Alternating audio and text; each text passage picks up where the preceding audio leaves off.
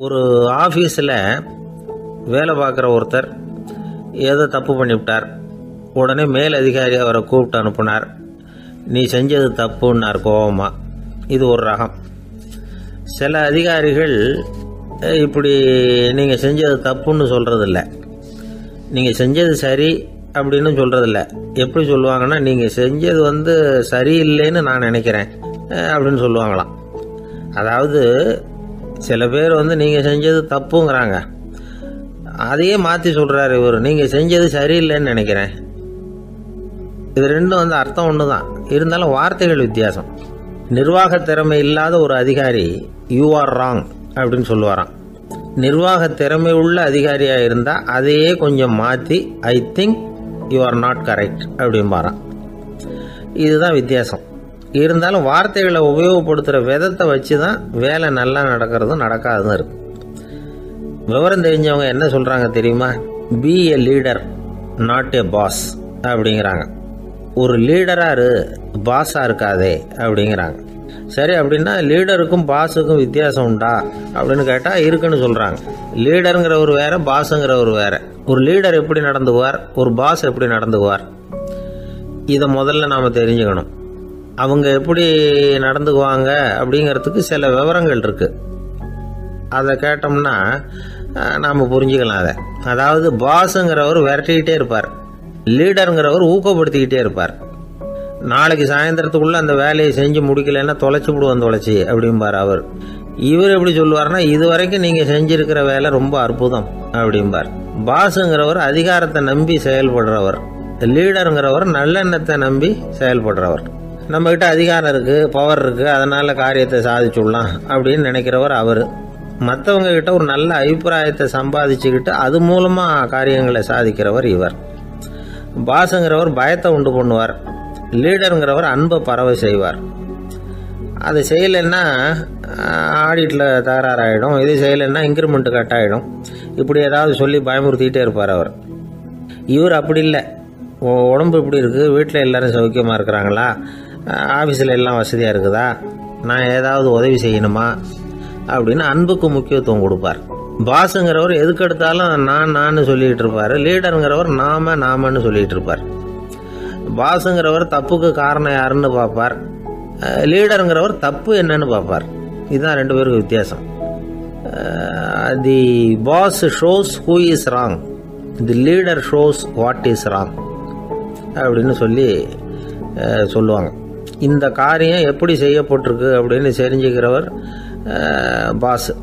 இந்த காரியத்தை எப்படி செய்யணும்னு செஞ்சு காட்டுறவர் லீடர். பாஸுங்கிறவர் பணியாளர்களை திட்டுவார், லீடர் மரியாதைக்குரியவராக நடத்துவார், அதுக்குரியவராக அவர் நடந்துக்குவார். செய்கிற வேலையை ஒரு சுமையாக நினைக்க வைக்கிறவர் பாஸ், செய்கிற வேலையை ஒரு சந்தோஷமாக ஆக்கிறவர் லீடர். ஒரு முதலாளியாக இருக்கிறவர் அல்லது ஒரு நிர்வாகியாக இருக்கிறவர் இது மாதிரியான நுணுக்கங்களை எல்லாம் தெரிஞ்சு வச்சுக்கிறது நல்லது. ஒரு பாஸ் இருக்கார், அவர் ஒரு நாள் ரொம்ப பெருமையாக தன்னோட ஆஃபீஸை பற்றி பேசிக்கிட்டு இருந்தார். எனக்கு கீழே 200 பேர் வேலை செய்கிறாங்க சார், நான் ஒரு கோடு கிழிச்சா அவங்க அதை தாண்டாத அளவுக்கு நான் நடந்துக்கிறேன் சார் அப்படின்னார் அவர். அது எப்படி முடியுது உங்களால் அப்படின்னு கேட்டோம். நான் கோடே கிழிக்கிறதில்ல சார் அப்படின்னார். அது ஒரு புகைவண்டி நிலையம். அங்கே ஒருத்தர் காலார நடந்து வந்துக்கிட்டு இருந்தார். அவர் தன்னுடைய வீட்டில் உட்காந்து ரொம்ப நேரம் எழுதுவார். எழுதுகிற நேரம் போக மற்ற நேரங்களில் தம்முடைய சொந்த வயல்களில் வேலை பார்ப்பார்.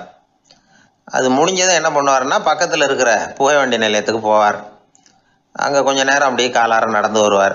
இது அவருடைய அன்றாட வழக்கம்.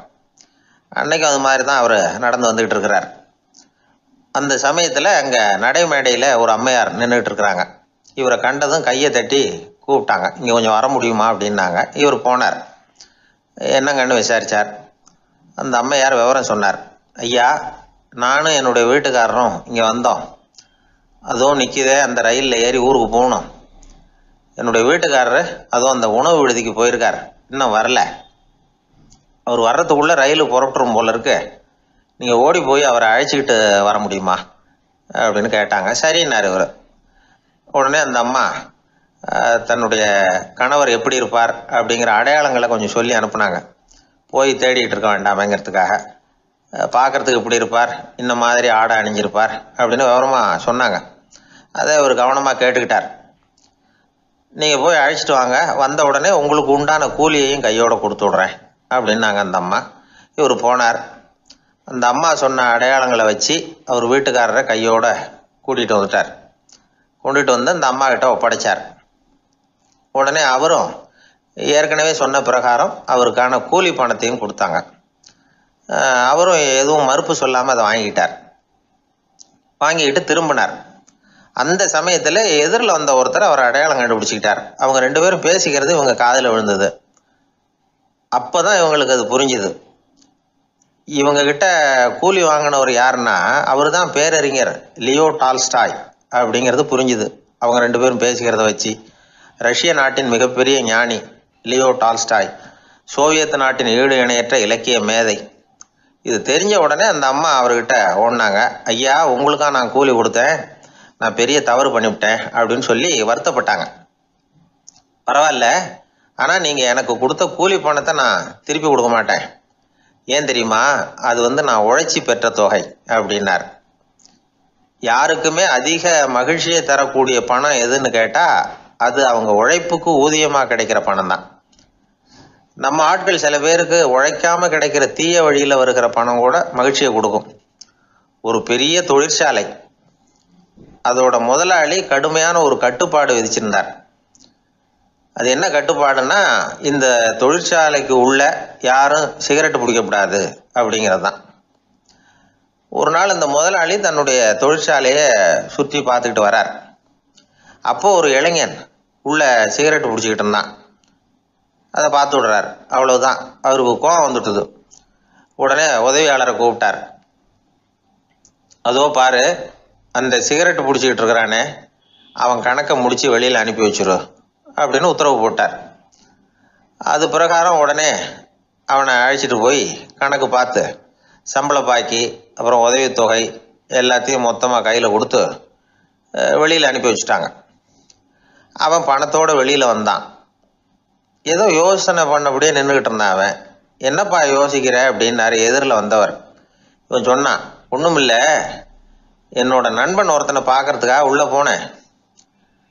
பேர் என்னன்னு கேட்டுவிட்டு ஒரு 50,000 ரூபா பணத்தையும் கொடுத்து வெளியில் அனுப்பி வச்சுட்டாங்க.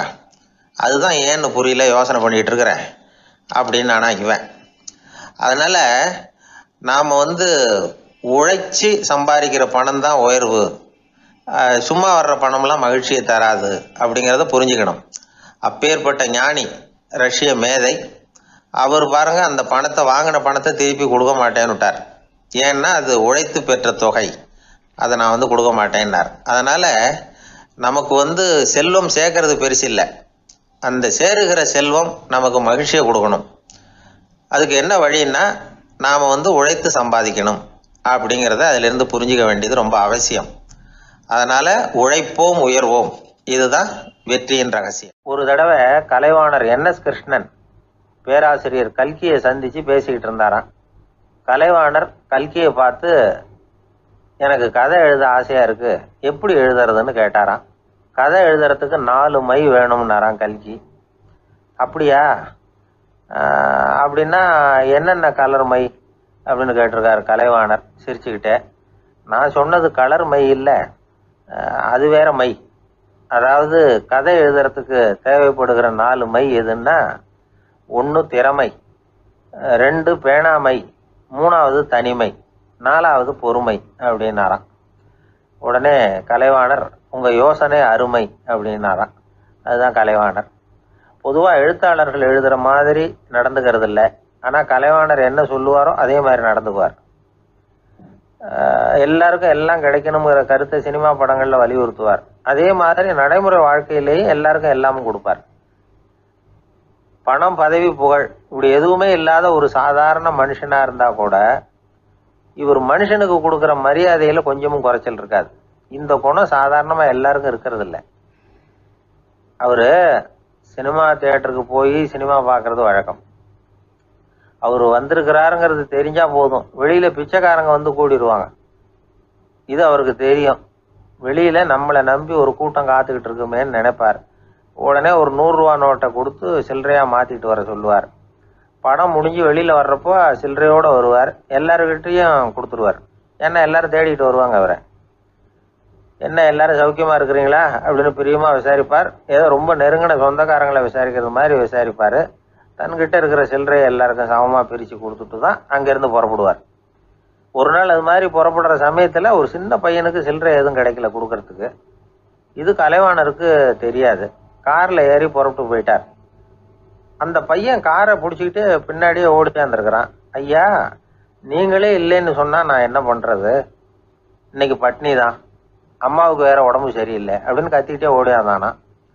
கலைவாணர் கவனிச்சுட்டார். உடனே காரை நிறுத்த சொன்னார். இறங்கினார். அந்த சின்ன பையனை கட்டி பிடிச்சிக்கிட்டு என்னை மன்னிச்சுக்கப்பா, நான் கவனிக்காமல் வந்துட்டேன் அப்படின்னு சொல்லி அழ ஆரம்பிச்சுட்டாராம். இன்னொரு தடவை இதே மாதிரி ஒரு தியேட்டர்லேருந்து வெளியில் வந்திருக்கிறார். ஒரு ஆள் அவர்கிட்ட வந்து நின்றுருக்கார். அவர் கொடுக்கறதுக்கு இவர்கிட்ட பணம் இல்லை. பணம் இல்லையாப்பா அப்படின்னாராம். உங்ககிட்டயே இல்லையா அப்படின்னாராம் அவர். கலைவாணருக்கு மனசு ரொம்ப சங்கடமாக போச்சு. உடனே புறப்பட்டு வீட்டுக்கு போனார். அங்கே இங்கே தேடி பார்த்து அங்கேருந்த கொஞ்சம் நெஞ்ச சில்லறை எடுத்தார். காரு டிரைவரை கூப்பிட்டார். தியேட்டர் வாசலில் நின்றுக்கிட்டு இருந்த ஆசாமியோட அங்க அடையாளங்களை சொன்னார். காரை எடுத்துகிட்டு போய் அந்த ஆளை கண்டுபிடிச்சி இந்த காசை கொடுத்துட்டு வா அப்படின்னு அனுப்பி வச்சாராம். பிச்சை போடுறதுக்காக காரை அனுப்புனதாக வேற யாரை பற்றியாவது நீங்கள் கேள்விப்பட்டிருக்கிறீங்களா? அவர் ஒரு வித்தியாசமான மனிதர், வித்தியாசமான கலைஞர். கலைவாணரோட சகோதரர் கல்யாணம் நடந்தது. அதில் தியாகராஜ பாகவதர் கச்சேரி முடிஞ்ச உடனே அதில் சம்பந்தப்பட்ட கலைஞர்களுக்கெல்லாம் கலைவாணர் பரிசுகள் கொடுக்குறார்.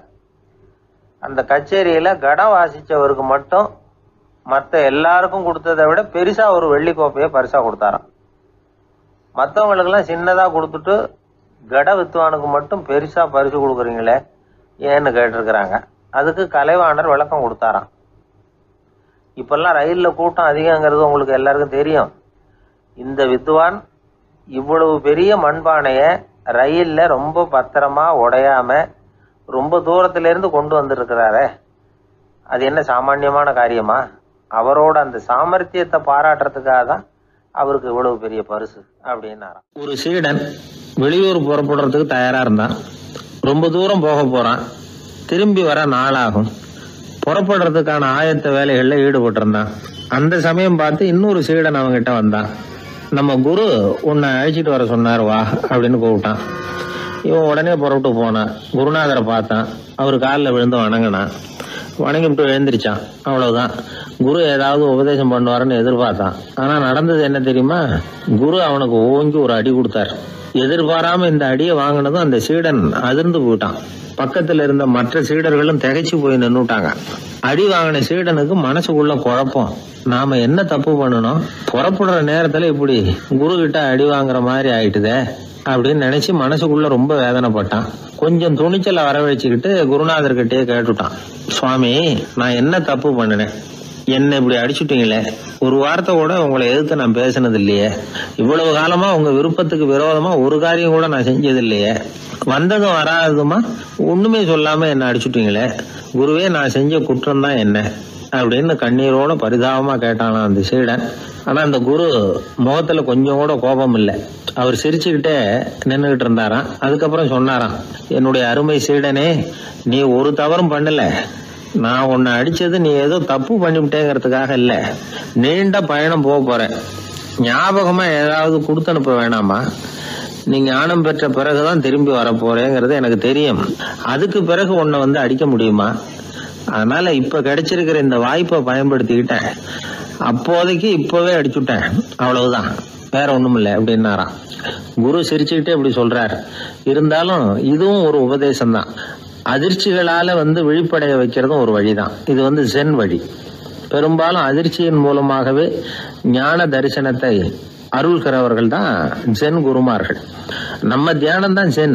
இந்தியாவிலிருந்து இது சீனாவுக்கு போய் கொஞ்சம் பேர் மாறி வளம் பெற்று ஜப்பான்ல ஜென் ஆகி வளர்ந்துருக்குது, அவ்வளவுதான். ஜென்கிறது தியானம். எதை நினைச்சும் தியானிக்கிறது இல்ல, எல்லாத்திலையும் தியானம் இருக்கிறதா சொல்லுது ஜென். பேசுறது, இருக்கிறது, நடக்கிறது, சாப்பிடுறது, சிரிக்கிறது, தூங்குறது, தொழில் செய்யறது அல்லது சும்மா இருக்கிறது எல்லாமே தியானம் தான். ஜென்கிறது ஒரு சுய தரிசனம். தன்னைத்தானே அடையாளம் கண்டுகொள்கிறது தான் அது. இல்லாத எதையும் தேடி கண்டுபிடிக்கிறது இல்ல. சென் மார்க்கத்தை பத்தி ஓஷோ என்ன சொல்றாரு தெரியுமா? காணாமல் போன தன்னுடைய மூக்கு கண்ணாடி தன்னுடைய மூக்கின் மேல் இருப்பதை கண்டுகொள்வது போன்றது சென் அப்படிங்கிறார். நம்மால் இன்னொருத்தர் முகத்தை ரொம்ப நேரமா உத்து பார்த்துக்கிட்டு இருந்தார். என்ன பாக்குறீங்கன்னாரு அவரு. நீங்க போட்டிருக்கீங்களே மூக்கு கண்ணாடி, அதை தான் பாக்குறேன்னாரு இவரு. நீங்க அப்படி பாக்குறதுக்கு விசேஷ காரணம் ஏதாவது உண்டான்னு கேட்டார் இவர். உண்டுன்னார். என்னன்னு கேட்டார். நேத்திக்கு காணாம போன என்னோட மூக்கு கண்ணாடி அது அப்படின்னாராம் இவர். ஒருத்தர் இருந்தான், வாழ்க்கையில மகிழ்ச்சியா இருக்கணும்னு ஆசைப்பட்டான். அதுக்கு என்ன வழின்னு 4 பேருகிட்ட யோசனை கேட்டான். பணம் இருந்தா மகிழ்ச்சி தானா வரும், அதனால பணம் சம்பாதிக்கிற வழியை பாரு, அதுக்கப்புறம் நீ தேடிட்டு இருக்கிற மகிழ்ச்சி உன்னை தேடிட்டு வந்து சேரும்னாங்க. அப்படின்னா மகிழ்ச்சி இருக்கிற இடம் பணம் தான் அப்படின்னு அவன் முடிவு பண்ணிக்கிட்டான். அதை சேர்க்க ஆரம்பிச்சான். கொஞ்ச நாள்ல பெரிய ஆளாயிட்டான். செல்வம் நிறைய சேர்ந்து போச்சு. இப்பவும் அவனுக்கு மகிழ்ச்சி கிடைக்கல. மறுபடியும் நண்பர்கள் கிட்ட யோசனை கேட்டான். பணம் சேர்த்தா மட்டும் இன்பம் வந்துடாது, அதை செலவு பண்ணு, பணம் மூலமா இன்பத்தை தேடு, கிடைக்கும் அப்படின்னு யோசனை சொன்னாங்க. உடனே அந்த பணத்தை எடுத்துக்கிட்டு ஊர் பூரா சுத்தினான். வெளிநாடுகள்லாம் போனான், சுத்தி பார்த்தான். அப்புறம் அவனுக்கு விருப்பமானதையெல்லாம் வாங்கி சாப்பிட்டு பார்த்தான். மது, போதை பழக்கம், இப்படி எதுலயும் ஈடுபட்டு பார்த்தான். கல்யாணம் பண்ணிக்கிட்டான், குடும்பம் நடத்தினான். எப்படி இருந்தாலும் அவன் எதிர்பார்க்கிற மகிழ்ச்சி அவனுக்கு கிடைக்கல. அதனால மகிழ்ச்சிங்கிறது எங்க இருக்குங்கிற ரகசியத்தை அவனால கண்டுபிடிக்கவே முடியல. கடைசியா ஒரு பெரியவர்கிட்ட யோசனை கேட்டான். அவரு சொன்னார், இல்லறத்திலேயும் உனக்கு மகிழ்ச்சி கிடைக்கலன்னா உனக்கு துறவரத்துலதான் அது கிடைக்கும்னு நினைக்கிறேன். சரி, அதையும் தான் முயற்சி பண்ணி பாப்போமே அப்படின்னு அவன் முடிவு பண்ணிக்கிட்டான். துறவரம்னா சும்மாவா? எல்லாத்துக்கும் அவன் துணிஞ்சுட்டான். வீட்டுல இருந்த நகை, பணம், பவுனு, வைரம், வைடூரியம் எல்லாத்தையும் ஒரு மூட்டையா கட்டி எடுத்துக்கிட்டான். ஒரு யோகியை தேடிட்டு போனான். அவர் காலடியில கொண்டுட்டு போய் வச்சான். அவர் நிமிர்ந்து பார்த்தார். என்ன இதெல்லாம்னார். இதெல்லாம் இனிமே எனக்கு தேவையில்லைன்னா. சரி, அப்படின்னா உனக்கு என்னதான் தேவைன்னார். எனக்கு மகிழ்ச்சி தேவை, மன அமைதி தேவைன்னா. அந்த யோகி தன்னுடைய காலடியில் இருந்த மூட்டையை பிரிச்சு பார்த்தார். உள்ள தங்கம், வைரம், நகை, பணம் எல்லாம் இருக்கு. அவ்வளவுதான். அவசரமா அதை சுருட்டி எடுத்துக்கிட்டார். தலையில வச்சுட்டு ஒரே ஓட்டமா ஓட ஆரம்பிச்சுட்டார். இவனுக்கு அதிர்ச்சியா போட்டுது. அடடா, இந்த ஆளு போலி ஆசாமி போல இருக்க, ஏமாந்துட்டோமே அப்படின்னு நினைச்சான். வருத்தப்பட்டான். அந்த துக்கம் ஆத்திரமா மாறிச்சு. உடனே அந்த யோகியை துரத்த ஆரம்பிச்சான். அவரு ஒரே ஓட்டமா ஓடுறார். சந்து பொந்தெல்லாம் நுழைஞ்சு ஓடுறார். இவனும் விடாம துரத்துறான். கடைசியா அந்த யோகி மூச்சு இறக்க ஒரு இடத்துல வந்து நின்னார். அது எந்த இடம்னா ஒரு புறப்பட்ட இடம். எங்க இருந்து ஓட ஆரம்பிச்சாரோ அங்கே வந்து நின்னார். துரத்திட்டு வந்தவனும் ஓடி வந்து நின்னான். இப்ப அந்த யோகி சொன்னார், என்னப்பா பயந்துட்டியா? இந்தா உன்னோட செல்வம், நீயே வச்சுக்கோ அப்படின்னு சொல்லி மூட்டையை திருப்பி கொடுத்தார். கைவிட்டு போன தங்கமும், வைரமும், பணமும் திரும்ப கிடைச்சிட்டுதுங்கிறதுல அவனுக்கு ஏகப்பட்ட மகிழ்ச்சி. இப்போ மறுபடியும் அந்த யோகி சொல்றார், நீ வர்றதுக்கு முன்னாடி கூட இந்த தங்கமும் வைரமும் உங்ககிட்டதான் இருந்தது. ஆனா அப்போ உனக்கு மகிழ்ச்சி இல்ல. இப்போ உங்ககிட்ட இருக்கிறதும் அதே தங்கமும் வைரமும் தான். ஆனா இப்போ உன் மனசுல மகிழ்ச்சி இருக்கு. இதுல இருந்து என்ன தெரியுது? மகிழ்ச்சிங்கிறது வெளியில இல்ல, உள்ள இருக்கு. அது நம்ம மனசுல இருக்கு. இதை நல்லா புரிஞ்சுக்கணும். தங்கத்தையும் வைரத்தையும் மூட்டை கட்டி தலையில வச்சுக்கிட்டு அலைஞ்சானே, அவன் மாதிரிதான் நம்மள பல பேருக்கும் மகிழ்ச்சி எங்க இருக்குங்கிற உண்மை புரியறது இல்ல. அதனாலதான் பல சமயங்கள்ல நாம மகிழ்ச்சிக்காக அடுத்தவங்களை சார்ந்து இருக்கிறோம். நமக்கு வேண்டியப்பட்ட ஒருத்தன் பணம், நகை எல்லாத்தையும் ஒரு மூட்டையா கட்டி எடுத்துக்கிட்டு ஒருத்தர் காலடியில வச்சான். இது எனக்கு தேவையில்லைன்னா. உனக்கு என்னதான் தேவைன்னார் அவர். எனக்கு மன அமைதி தேவைன்னா. உனக்கு மன அமைதி தேவைப்படுகிற அளவுக்கு இப்ப என்ன ஆயிட்டுதுன்னார் அவர். வேற ஒண்ணும் இல்ல, இந்த பணத்தையும் நகையையும் நான் யாரு வீட்டுல எடுத்தனோ அந்த வீட்டுக்காரங்க இப்ப என் பின்னாடி துரத்திட்டு வந்துட்டு இருக்கிறாங்க, அவ்வளவுதான் அப்படின்னு நானா. மகிழ்ச்சியை தேடுகிறவர்கள் இந்த உலகத்துல அதிகம். அது எங்க இருக்குன்னு புரிந்து கொண்டவர்கள் ரொம்ப குறைவு.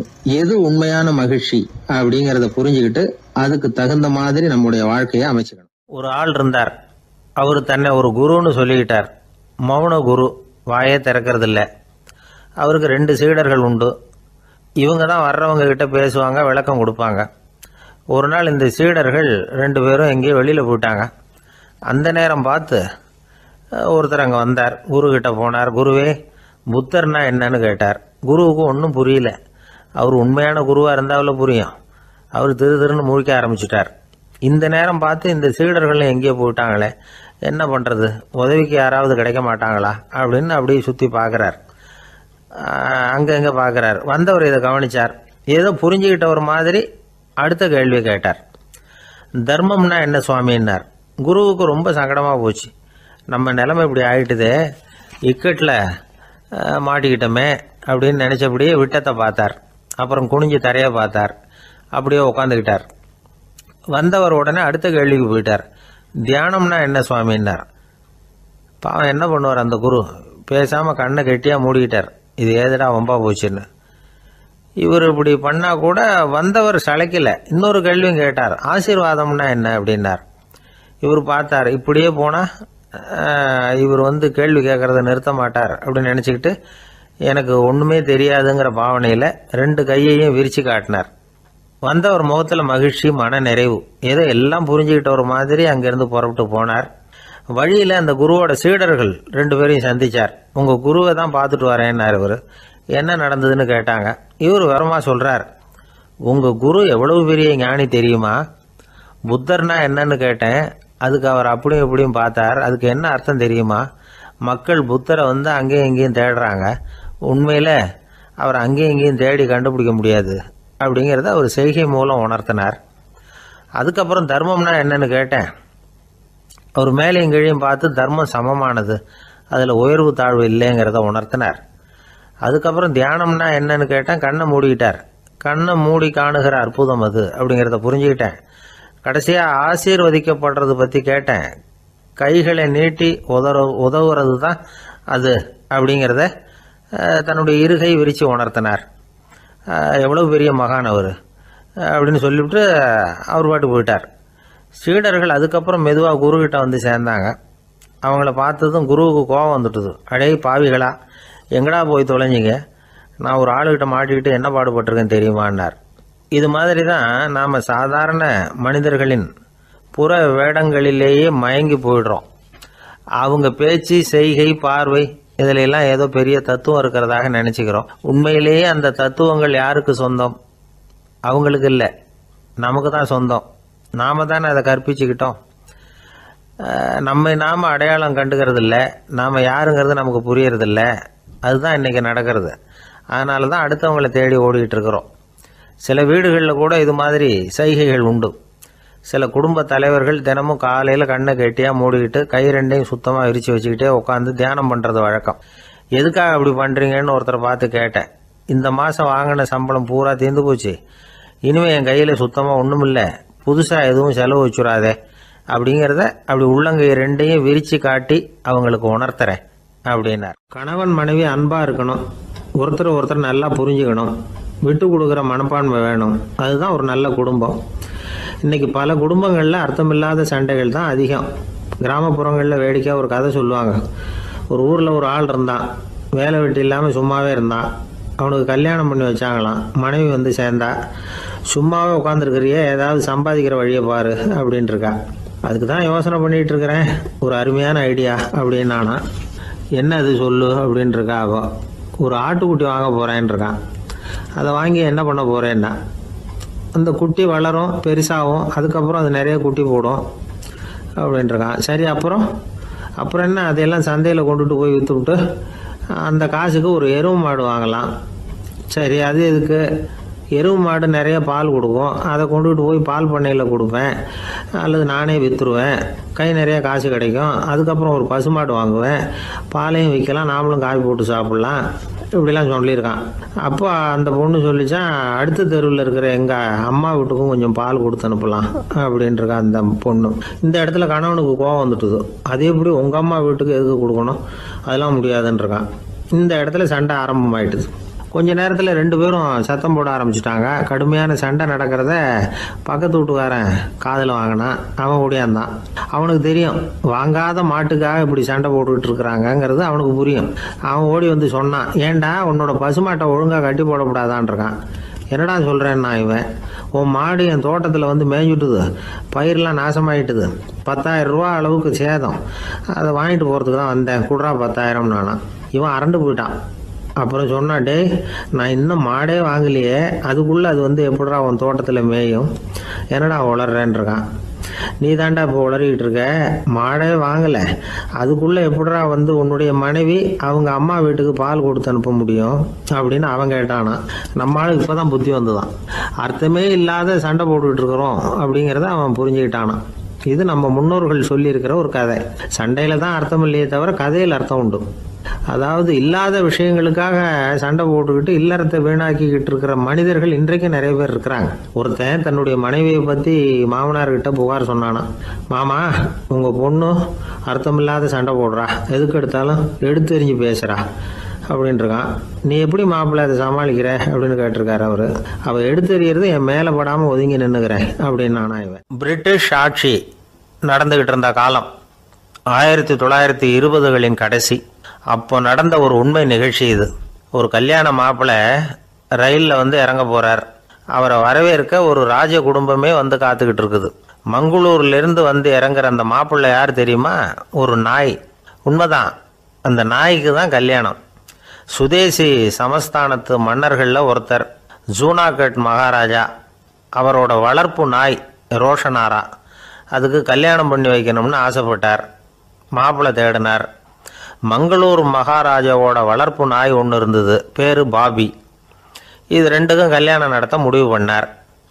திருமணத்துக்கு வேண்டிய எல்லா ஏற்பாடுகளையும் பண்ணுங்க அப்படின்னு உத்தரவு போட்டார். ஆயிரக்கணக்கான அழைப்புதழ்கள், பல சமஸ்தான மன்னர்கள், ஜமீன்தார்கள், பிரிட்டிஷ் அதிகாரிகள், பெரிய பணக்காரங்க, இப்படி நிறைய பேருக்கு அழைப்புதழ்கள் அனுப்பி வச்சாங்க. பத்திரிகையை பார்த்தவங்கெல்லாம் திகைச்சு போயிட்டாங்களாம். இருந்தாலும் என்ன பண்ணுறது, ராஜாவே அழைக்கிறார், போகாமல் இருக்க முடியுமா? அந்த சமயத்தில் நாட்டின் கவர்னர் ஜெனரலாக இருந்தவர் இர்வின் பிரபு. அவருக்கும் ஒரு பத்திரிகை போயிருக்குது. வாங்கி பார்த்ததும் அவருக்கு பயங்கர எரிச்சல். உடனே குப்பை தொட்டியில் போட்டுவிட்டாராம். மாட்சிமை தங்கிய பிரிட்டன் சக்கரவர்த்தியின் பிரதிநிதியான தன்னை கேவலம் ஒரு நாயின் திருமணத்துக்காக அழைக்கிறதா அப்படின்னு அவருக்கு ஆத்திரம். இருந்தாலும் கல்யாணம் பிரமாதமாக நடந்துதான்.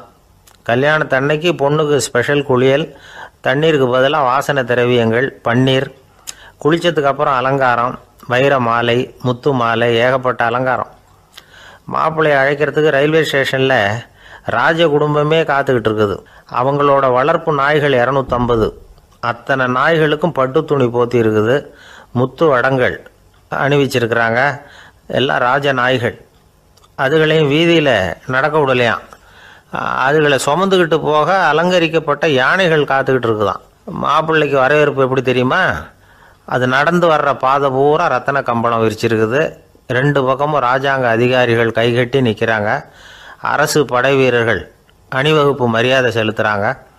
அந்த நாய் ராஜ மரியாதையோடு நடந்து வருது. நகையெல்லாம் போட்டுக்கிட்டு வருது. திருமண மண்டபத்துக்கு சேருது. அங்கே கல்யாணம் அமோகமாக நடக்குது. இந்த திருமணத்தை முன்னிட்டு அந்த ஜூனாகட் சமஸ்தானத்துக்கு 3 நாள் விடுமுறை வேறு. கல்யாணத்துக்கு வந்திருந்தவங்களுக்கெல்லாம் ஏக தடபுடலாக விருந்து, நாட்டியம் எல்லாம் பிரமாதமாக நடந்து தான். இந்த கல்யாணத்தில் கலந்துக்க வந்திருந்த மற்ற சமஸ்தானத்து மன்னர்கள், தீவான்கள், அரச குடும்பத்தினர், இப்படி அவங்க 700 பேராம். அவங்க போகிறதுக்காக விசேஷ ரயில்கள்லாம் வேற விட்டுருக்காங்க.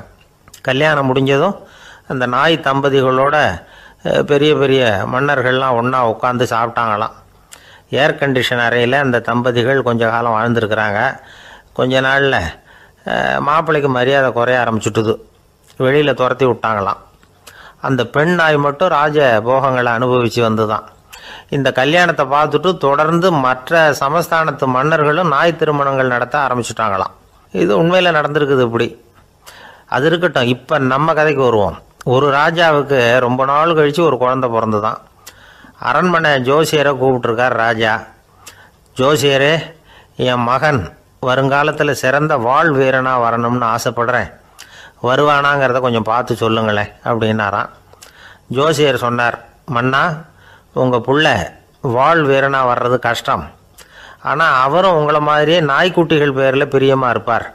அதுகளுக்கு கல்யாணமும் பண்ணி வைப்பார் அப்படின்னாராம். அது எப்படி கண்டுபிடிச்சிங்க அப்படின்னு கேட்டிருக்கார் ராஜா. அரசே, உங்கள் பிள்ளைக்கு வாழ் மேலே உள்ள பிரியத்தை காட்டிலும் நாய் மேலே உள்ள பிரியம் அதிகங்கிறதுக்கான அறிகுறி இப்போவே தெரியுது. நல்லா கவனித்து பாருங்க. அவர் வாழ்னு கத்துறாரு அப்படின்னாரு. கவனித்து பார்த்துட்டு அப்படி எனக்கு காதில் விழலையே அப்படின்னாராம் மன்னர். அதனால தான் சொன்னேன், அவர் கத்துறது வாழ்னு கத்தலை, வள்ளுன்னு கத்திக்கிட்டு இருக்கார். அதனால தான் அப்படி சொன்னேன் அப்படின்னாராம் அரண்மனை ஜோசியர். 21ஆம் வருஷம் செப்டம்பர் மாதம் 22ஆம் தேதி மதுரை மேலமாசி வீதியில் உள்ள ஒரு வீடு. அங்கே அன்னைக்கு நடந்த ஒரு அற்புத நிகழ்ச்சி பின்னாடி உலக மக்களையெல்லாம் ஆச்சரியப்பட வச்சுது. இந்திய வரலாற்றிலேயே அது ஒரு முக்கியமான நிகழ்ச்சி. உலக மக்கள் கவனமெல்லாம் காந்திஜியின் பக்கம் திரும்புறதுக்கு காரணமாக இருந்த நிகழ்ச்சி அது. கதர் துணி பிரச்சாரத்துக்காக காந்திஜி மதுரைக்கு வந்திருந்தார். சென்னை துணி வணிகர் சங்கத்தின் துணைத் தலைவர் ஒருத்தர் இருந்தார், ராம்ஜி கல்யாண் சேட்ஜி. அவருடைய வீடு மதுரை மேலமாசி வீதியில் இருந்தது. அந்த வீட்டில் தான் காந்திஜி தங்கியிருந்தார். அப்போது வயலுக்கு போகிற உழவர்கள்லாம் சின்ன சின்ன துண்டை இடுப்பில் கட்டிக்கிட்டு கலப்பையை தூக்கிக்கிட்டு தெருவில் நடந்து போகிறத கவனித்தார். ஏற்கனவே சேலத்துக்கு தெற்க பல பகுதிகளில் ஆண்களும் பெண்களும் அரைகுறை ஆடைகளோடு உழைச்சிக்கிட்டு இருக்கிறத கண்ணால் கண்டிருக்கிறார் அவர். இந்தியரின் சராசரி உடை இவ்வளவு தான் அப்படிங்கிறத புரிஞ்சுக்கிட்டார். மனசை என்னவோ பண்ணியிருக்குது. ராத்திரி பூரா அதை பற்றியே யோசனை. 22/9/21 வியாழக்கிழமை காலையில் காந்திஜி எழுந்திருக்கிறார். அவர் கூட தங்கியிருந்தவங்களையெல்லாம் பார்த்து சொன்னார், இன்னையிலேருந்து அறையில் முழு அகலத்துண்டு தான் கட்டுவேன். குளிர் அதிகமாக உள்ள காலங்களில் மட்டும் போர்வை ஒன்றா உபயோகப்படுத்துவேன். மற்றபடி மேலங்கியோ குல்லாவோ எதுவும் போட்டுக்க மாட்டேன். தற்காலிகமாக இந்த ஏற்பாட்டை 1 மாதத்துக்கு ஏற்றுக்குவேன். அதுக்கு பிறகு உசிதம் போல எண்ணி பார்த்து முடிவு பண்ணுவேன் அப்படின்னார். அவருடைய குரல் உறுதியாக இருந்துதான். உடனே செயலில் இறங்கினார். தம்முடைய 10 முழ வேட்டி, மேலங்கி, உள் சட்டை, குல்லா எல்லாத்தையும் களைஞ்சார். வேட்டியிலிருந்து ஒரு 4 முழ துணியை எடுத்துக்கிட்டார். இதுக்கு உதவி செஞ்சவர் அன்னைக்கு விருதுநகரில் பிரபல தொண்டராக இருந்த பழனிக்குமார பிள்ளை. வெட்டி எடுத்த துண்டை நீள வாக்கில் ரெட்டையாக மடித்தார். அதை இடுப்பில் துண்டு மாதிரி கட்டிக்கிட்டார். தலையில் சின்ன உச்சி குடுமி, அறையில் சின்ன துண்டு. அண்ணல் காந்தி ஆண்டி கோலத்தில் காட்சி அளிக்கிறார். கூட இருந்தவங்களை பார்த்து காரைக்குடிக்கு புறப்படலாமே அப்படின்னார். அவர் நண்பர்களும் சீடர்களும் திகைச்சு போய் நிற்கிறாங்க. இந்த விரதம் நிரந்தரமாக ஆயிடுமோங்கிற பயம் அவங்களுக்கு. எப்படியோ இந்த விவரம் ராஜாஜிக்கும் அன்னைக்கு பிரபலமாக விளங்கின தேசபக்தர் டாக்டர் TSS ராஜனுக்கும் எட்டுச்சு. உடனே 2 பேரும் ஓடி வந்தாங்க. வேண்டாமே இந்த கோலம் அப்படின்னாங்க. காந்திஜி தன்னுடைய முடிவில் உறுதியாக இருந்தார். ராஜாஜி என்னென்னமோ வாதமெல்லாம் பண்ணி பார்த்தார். உங்களுடைய வாதத்துக்கு என்னால் பதில் சொல்ல முடியல, இருந்தாலும் நான் செய்கிறது தான் சரிங்கிறதுல எனக்கு சந்தேகம் இல்லை. இன்னைக்கு அதிகாலை 3 மணி இருக்கும். நான் ஓரளவு விழிச்சுக்கிட்டேன். அதாவது உறக்கமும் விழிப்புமாக இருந்த நிலையில் எனக்கு இந்த எண்ணம் உண்டாச்சு. இது என்னுடைய அந்தராத்மாவின் ஆணை, அதை என்னால் மீற முடியாது அப்படின்னு சொல்லிவிட்டாராம் காந்திஜி. கதர் பிரச்சாரத்துக்காக காரைக்குடிக்கு கிளம்பினார். வாசலில் 4 மோட்டார் வண்டிகள் காத்துக்கிட்டு இருந்தது. வீதியில் 2 பக்கமும் ஜனங்கள். காந்திஜி இடுப்பு துணியோடு மோட்டார் வண்டியில் ஏறினார். நண்பர்களும் சீடர்களும் மக்களும் உடல் சிலிர்க்க அந்த காட்சியை பார்க்குறாங்க. மோட்டார் வண்டி நகர ஆரம்பிக்குது. எப்பேற்பட்ட காட்சி அது! சுக்கநாத பெருமானியே கூலி ஆளாக்கிய அப்படி ஆக்கி மண் சுமக்க வச்ச மதுரை இல்லையா, அந்த மதுரை தான் காந்திஜி துறவி கோலம் கொள்றதுக்கும் காரணமாக இருந்திருக்குது. இது இன்னைக்கு எத்தனை பேருக்கு தெரியும்? ஒரு தடவை காந்திஜி நேருவும் சுற்றுப்பயணம் செஞ்சாங்களாம். ஒரு இடத்துல நடந்து போயிட்டு இருக்கிறாங்க. குறுக்க ஒரு வாய்க்கால். நேரு என்ன பண்ணார் தெரியுமா? தன்னுடைய இளமை துடிப்பை காட்டுறதுக்காக கொஞ்சம் தூரம் பின்னாடி போய் அங்கேருந்து வேகமாக ஓடி வந்து அந்த வாய்க்காலை தாண்டினாராம். காந்திஜி அப்படி பண்ணலை. பக்கத்தில் இருந்த பாலம் வழியாக அந்த வாய்க்காலை கடந்து வந்தார். நேரு காந்திஜியை பார்த்து சிரிச்சுக்கிட்டே, என்ன மாதிரி நீங்களும் தாண்டி இருக்கலாமே அப்படின்னாராம். அதுக்கு காந்திஜி சிரிச்சுக்கிட்டே சொன்னாராம், 2 அடி முன்னேறதுக்காக 5 அடி பின்னாடி போகிறதா அப்படின்னாராம். பிள்ளைகளை பற்றி சொல்லுவாங்க. ஒரு இப்போ ராமர் லட்சுமணர் கதை சொல்லுவாங்க. அதாவது ராமரும் பரதனும் பந்து விளையாடிக்கிட்டு இருந்தாங்களாம். சின்ன வயசில் பந்து விளையாடிக்கிட்டு இருந்தாங்களாம். உடனே ராமர் வந்தாராம். வந்து கோசலை அவங்க அம்மா கோசலை மடியில் சோர்ந்து போய் உட்காந்தாராம். சந்தோஷமாக வந்து உட்காந்துருக்காரு.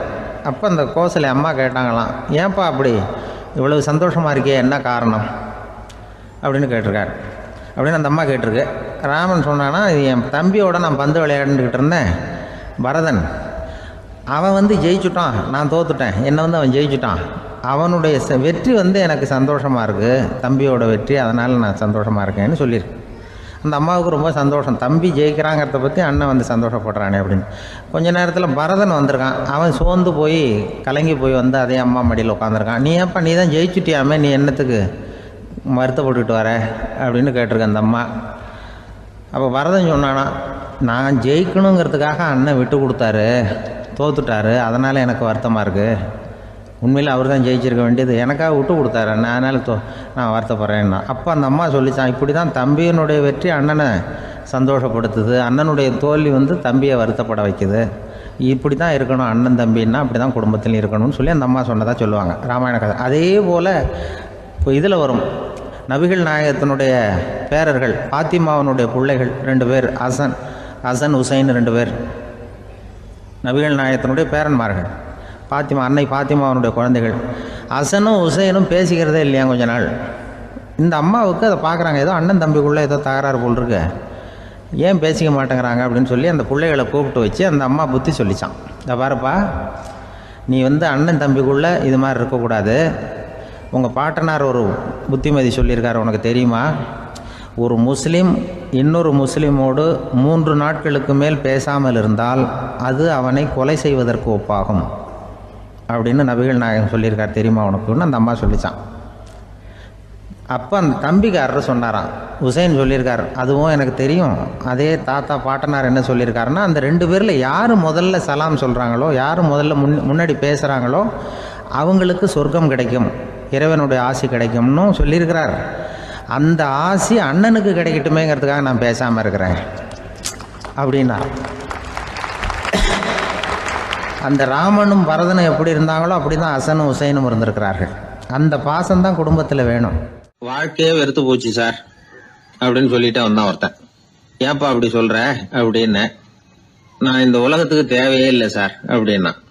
இந்த உலகத்துல தேவையில்லாம எதுவுமே இல்லையே என்ன நிமிர்ந்து பார்த்தான். இப்போ உன் உடம்புல இருக்கிற காலை மட்டும் எடுத்துருவோமா, அது உனக்கு தேவையில்லை அப்படின்னு. அது எப்படி, நடக்கிறதுக்கு அது வேணாமான்னா.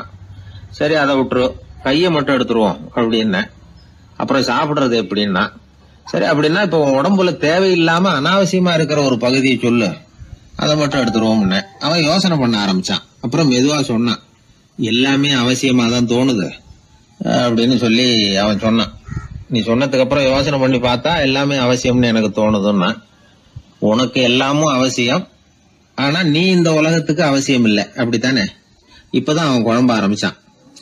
இன்னைக்கு பாருங்க, நிறைய இளைஞர்கள் இப்படிதான் தன்கிட்ட என்ன இருக்குங்கிறது தெரியாமலே தடுமாறிட்டு இருக்கிறாங்க. அவங்க யாருங்கிறது அவங்களுக்கு அடையாளம் தெரியறது இல்ல. விலங்குகள்லாம் பாருங்க, பறவைகள் மாதிரி விண்ணுல பறக்கணும் அப்படின்னு ஆசைப்படுறது இல்ல. ஒரு பசுமாடு பருந்து பறக்கிறத பார்த்துட்டு நாமளும் அந்த மாதிரி பறக்கணும் அப்படின்னு 4 காலையும் தூக்குறது இல்ல.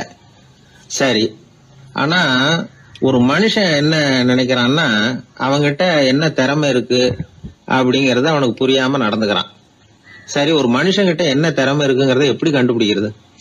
இந்த உலகத்துல இருக்கிற ஒவ்வொரு மனிதனுக்கும் ஒரு தனித்தன்மை உண்டு. அதாவது ஒருத்த மாதிரி இன்னொருத்தன் இருக்கிறது இல்ல. ஆனாலும் உளவியல் நிபுணர்கள் மனிதர்களின் குணாதிசயங்களை வச்சு அவங்கள 3 வகையா பிரிக்கிறாங்க. சில பேர் எப்படின்னா, தான் சம்பந்தப்பட்ட வேலையோட இருந்து விடுறது இல்ல. எதிர இருக்கிறவன் செய்யற வேலை, இன்னொரு பிரிவுல இருக்கிறவன் செய்யற வேலை எல்லாத்திலையும் தலையிடுவாங்க. மனோ தத்துவத்துல இதுக்கு டாமினன்ஸ்னு பேர். இப்படிப்பட்ட குணாதிசயம் உள்ளவங்க எதுக்கு பொருத்தம் தெரியுமா? ஒரு நிறுவனத்தை தலைமையேற்று நடத்துறது, நிர்வாக பொறுப்பு வகிக்கிறது, இது மாதிரி பணிகளுக்கெல்லாம் இவங்க ரொம்ப பொருத்தமா இருப்பாங்க. 2வது வகை மனிதர்கள் எப்படின்னா, இவங்க ரொம்ப இனிமையா பேசுவாங்க, திறமையா பேசுவாங்க, அடுத்தவங்களோட பேசுறதுக்கு ஆசைப்படுவாங்க. இப்படிப்பட்டவங்க எல்லாம் விற்பனை துறையில வேலை பார்க்கறதுக்கு ரொம்ப பொருத்தம்.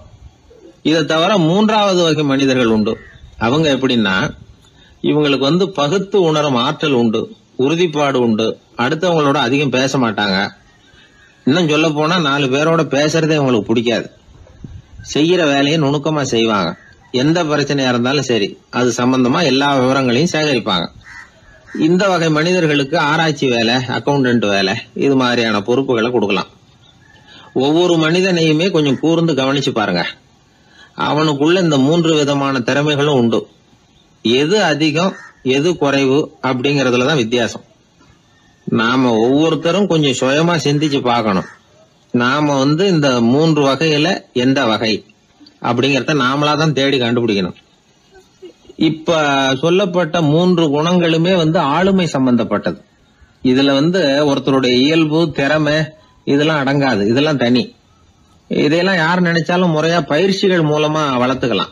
இப்ப திறமைய பயிற்சி மூலமா நம்ம வளர்த்துக்கலாம், இயல்பு இதையெல்லாம் வளர்த்துக்கலாம். முன்னாடி சொன்னது மாதிரி நாம எந்த வகையான ஆசாமிங்கிறத புரிஞ்சுக்கிட்டு அதுக்கு தகுந்த மாதிரி ஒரு வேலையை தேடிக்கிட்டோம்னா வாழ்க்கை நல்ல விதமா அமையும். அதுக்கப்புறம் நான் இந்த உலகத்துக்கு தேவையில்லை அப்படின்னு சொல்லிட்டு இருக்க வேண்டிய அவசியம் வராது. அதனால நம்முடைய குணம் என்ன, நாம எப்படிப்பட்டவர் அப்படிங்கறத அடிப்படையில தெரிஞ்சுக்கிட்டு அதுக்கு தகுந்த மாதிரி ஒரு தொழிலை வாழ்க்கையில தெரிஞ்சுக்கிறது, ஏற்றுக்கிறது நல்லது. இப்போ ஒரு அக்கௌண்டன்ட் வேலைக்கு இன்டர்வியூ நடந்தது. ஒருத்தர் வந்தார். அந்த நேர்காணல்ல அவர்கிட்ட ஒரு கேள்வி கேட்டாங்க.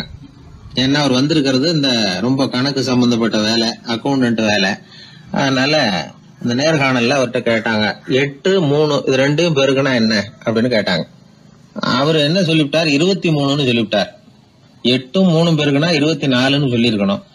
ஏதோ அவசரத்துல 23ன்னு சொல்லிவிட்டார் பதில். சரி போன்னு சொல்லிவிட்டாங்க. அவர் வெளியில வந்துட்டார். வெளியில வந்ததும் யோசனை பண்ணார். அடடா 8 3 பெருக்க சொன்னாங்க, நம்ம 24ன்னு சொல்றதுக்கு பதிலா 23ன்னு சொல்லிவிட்டோம். இந்த சின்ன கணக்கு கூட நமக்கு தெரியல அப்படின்னு நினைச்சிருப்பாங்களே, நிச்சயமா நமக்கு இந்த வேலை கிடைக்காது அப்படின்னு முடிவு பண்ணிட்டு போயிட்டார். ஆனா பாருங்க, 10வது நாள் அவருக்கு அப்பாயின்மெண்ட் ஆர்டர் வந்துட்டுது. வேலையில உடனே வந்து சேர்ந்துங்க அப்படின்னு. சரி, ஏதோ தவறுதலா போட்டாங்க போல இருக்கு, நாம எதையும் வெளியில சொல்லிட்டு இருக்க வேணாம் அப்படின்னு சொல்லி இவரும் கம்முன்னு போய் வேலையில சேர்ந்துக்கிட்டார். ரொம்ப நாள் கழிச்சு வேலை நிரந்தரமானதும் மெதுவா மேனேஜர் கிட்ட போய் உண்மையை சொன்னார். சார், அன்னைக்கு நேர்காணல்ல இன்டர்வியூல 8 3 இத பெருக்குனா என்ன விடை அப்படின்னு கேள்வி கேட்டீங்க. நான் தவறுதலா 23ன்னு சொல்லிவிட்டேன். நீங்களும் தவறுதலா எனக்கே அப்பாயின்மெண்ட் ஆர்டர் அனுப்பி வச்சுட்டீங்க அப்படின்னார். இப்ப மேனேஜர் சொன்னார், அப்படி இல்லப்பா, அன்னைக்கு வந்து நேர்காணலுக்கு வந்த அத்தனை பேருகிட்டையும் இதே கேள்வியை கேட்டோம். அத்தனை பேர் சொன்னதிலேயும் நீங்க சொன்ன பதில் தான் நியரஸ்ட் கரெக்ட் ஆன்சர், கிட்டத்தட்ட சரியா இருந்தது, நீ சொன்னதுதான், உங்களுக்கு இந்த வேலையை கொடுத்தோம் அப்படின்னு அவர் சொன்னாராம். அதனால வந்து வாழ்க்கையில துல்லியம் ரொம்ப முக்கியம். அதை புரிஞ்சுக்கிட்டு நம்முடைய வாழ்க்கை பாதையை அமைச்சுக்கிட்டோம்னா நம்ம வாழ்க்கையில வெற்றி நிச்சயம். ஒரே ஒரு ஊர்ல ஒரு ராஜா இருந்தார், ரொம்ப நல்லவர். ஒரு நாள் அரண்மனையில விசாரணை நடந்துகிட்டு இருக்குது. அதுல ஒரு வழக்கு. ஒரு விவசாயி வந்து புகார் கொடுக்கிறார். என்ன புகார்னா, அவர் வயல்ல ஆடுகள் வந்து மேய்ஞ்சி பயிரை அழிச்சுட்டுது. நிறைய உழைச்சி செலவு பண்ணி பயிரை உண்டாக்கி வச்சிருந்தேன், எல்லாம் போயிட்டுது. இனிமேல் நான் என்ன செய்யறது, நீங்கள் தான் சரியான தீர்ப்பு வழங்கணும் அப்படின்னார் அந்த விவசாயி. அந்த ஆடுகளுக்கு சொந்தக்காரர் யாருன்னு கண்டுபிடிச்சி அரண்மனைக்கு அழைச்சிட்டு வாங்கன்னு உத்தரவு போட்டார் ராஜா.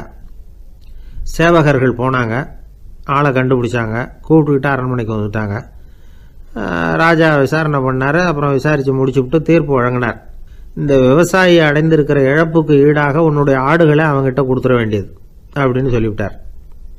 உன்கிட்ட இருக்கிற ஆடு பூரா அவன்கிட்ட கொடுத்துரு, அந்த ஆட்டுனால ஏற்பட்ட இழப்பு சரியா போகட்டும் அப்படின்னு தீர்ப்பு வழங்கிட்டார். அந்த மன்னருடைய மகன் இதை பார்த்துக்கிட்டே உட்காந்துருந்தான். இந்த தீர்ப்பை இன்னும் கூட சிறப்பாக வழங்கலாமே அப்படின்னு நினைச்சான். அப்பா கிட்ட சொன்னான். உடனே அந்த அரசர், சரி நீயே இதுக்கு சரியான தீர்ப்பு சொல்லு அப்படின்னார். அந்த இளவரசன் தீர்ப்பு சொல்றான். அவன் சொன்ன தீர்ப்பு என்னன்னா, உங்ககிட்ட இருக்கிற ஆடுகள் எல்லாத்தையும் 1 வருஷ காலத்துக்கு அந்த விவசாயிகிட்ட ஒப்படைச்சிட வேண்டியது. அந்த 1 வருஷத்துக்குள்ள அந்த ஆடுகள் போடுற குட்டிகள், பால், எரு எல்லாம் விவசாயம் எடுத்துக்க வேண்டியது. 1 வருஷத்துக்கு அப்புறம் உங்களுடைய ஆடுகளை நீங்களே திருப்பி வாங்கிக்க வேண்டியது. இதுதான் இளவரசன் சொன்ன தீர்ப்பு. இது சரியான தீர்ப்பு தான். இனிமே என்னுடைய அரச பொறுப்புகளை இளவரசர் வசம் ஒப்படைக்கிறேன் அப்படின்னு சொல்லி ஒப்படைச்சுட்டாராம். அதாவது தாவூத் நபி, சுலைமான் நபி இவர்களுடைய சரித்திரத்தில் இந்த சம்பவம் காணப்படுறதாக ஒரு நண்பர் சொன்னார். ஒரு தண்டனையை பெறுகிறவன் அதுக்கு பிறகு சமூகத்தில் நல்ல விதமாக வாழறதுக்கு வாய்ப்பு இருக்கிறது மாதிரி அமையணும் தீர்ப்பு. அதுக்கு இது ஒரு உதாரணம். சில தீர்ப்புகள் எப்படி அமைஞ்சு விடுதுன்னா, ஒரு தண்டனையை அனுபவித்து முடித்தவன் அதுக்கப்புறம் அவன் இந்த சமூகத்தில் நல்லவனாக வாழறதுக்கு நினைச்சா கூட அதுக்கு தகுதி இல்லாதவன் அப்படிங்கிற அளவுக்கு சூழ்நிலை அமைஞ்சிருது. இது சிந்திக்க வேண்டிய ஒரு செய்தி. இன்னொரு ஊரில் ஒரு ராஜா இருந்தார். அவர் ஒரு நாள் ஒரு போட்டி வச்சார். என்ன போட்டின்னா, அரண்மனை வாசலில் ஒரு பெரிய நீச்சல் குளம், அதில் நிறைய விஷப்பாம்புகள். எந்த இளைஞன் துணிச்சலாக அதில் நீச்சல் குளத்தில் குதிச்சு நீந்தி கரையேறி வர்றானோ அவனுக்கு 100 ஏக்கர் நிலம் பரிசாக வழங்கப்படும். அது வேணாம்னா 1000 ஆடுகள் பரிசாக வழங்கப்படும். அதுவும் வேணான்னா என்னுடைய மகளை வந்து கல்யாணம் பண்ணிக்கலாம். இதுதான் மன்னருடைய அறிவிப்பு. பரிசுலாம் நல்லா தான் இருக்குது, இருந்தாலும் பாம்புகள் உள்ள குளம்ங்கிறது நல்லா இல்லையே, அதனால் யாரும் அதில் குதித்து நீஞ்சறதுக்கு முன் வரல.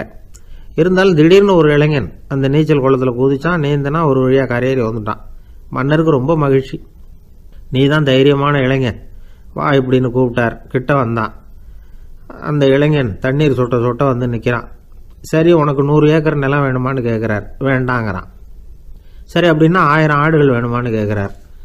அதுவும் வேணாங்கிறான். ஓ, அப்படின்னா என் பொண்ணை கல்யாணம் பண்ணிக்கிறியா அப்படின்னு கேட்குறாரு. அதுவும் வேணாங்கிறான்.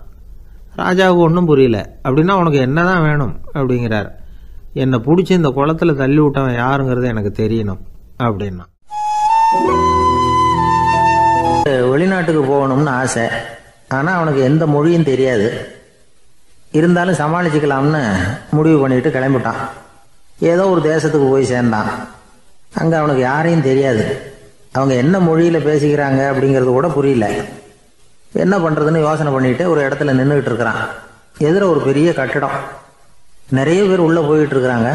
இவனும் அவங்க பின்னாடியே உள்ளே போனான். ஒரு பெரிய அறை, அலங்காரம்லாம் பண்ணி வச்சிருக்கிறாங்க. நிறைய பேர் சாப்பிட்றதுக்காக உட்காந்துருக்குறாங்க. இவனுக்கு நல்ல பசி, அதனால் இவனும் உட்காந்தான். சாப்பாடு போட்டாங்க, சாப்பிட்டான். அன்பான உபசரிப்பு. இவன் மனசு உள்ள நினச்சிக்கிட்டான், இது ஏதோ அரசருடைய அரண்மனை மாதிரி தெரியுது, இன்னைக்கு ஏதோ விருந்து நடக்குது, நல்ல வேளை நம்ம பசியும் தீர்ந்தது அப்படின்னு நினச்சிக்கிட்டே நிமிர்ந்து பார்க்குறான். சாப்பாடு பரிமாறினவன் எதிரில் ரொம்ப பணிவோட முதுகை வளைச்சி வணக்கம் தெரிவித்தான். இவனும் எழுந்திரிச்சு நின்று முதுகை வளைச்சி வணக்கம் தெரிவித்தான். ரொம்ப நன்றின்னா. அவன் ஒரு சீட்டை இவன் கையில் கொடுத்தான். இவன் அதை வாங்கி பார்க்குறான். என்ன எழுதியிருக்குன்னு ஒன்றும் புரியல. சரி, இந்த நாட்டில் தங்களுடைய நன்றியை சீட்டில் எழுதி தான் கொடுப்பாங்க போல இருக்கு அப்படின்னு நினச்சிக்கிட்டு மறுபடியும் நன்றின்னா. ஆனால் அவன் காசை கொடுங்கன்னான். ஏன்னா அது ஒரு ஹோட்டல், இவன் சாப்பிட்டதுக்கான பில் அது. இவன் அதை புரிஞ்சிக்கவே இல்லை.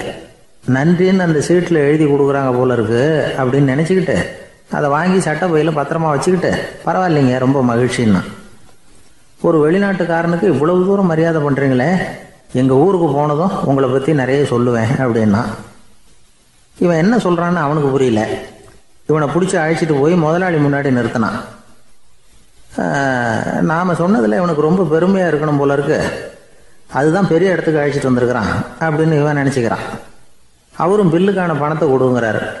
பரவாயில்லைங்க ரொம்ப மகிழ்ச்சி நன்றிங்கிறான் இவன். அவரு பார்த்தார், இவனை நீதிமன்றத்துக்கு அனுப்பி வச்சுட்டார்.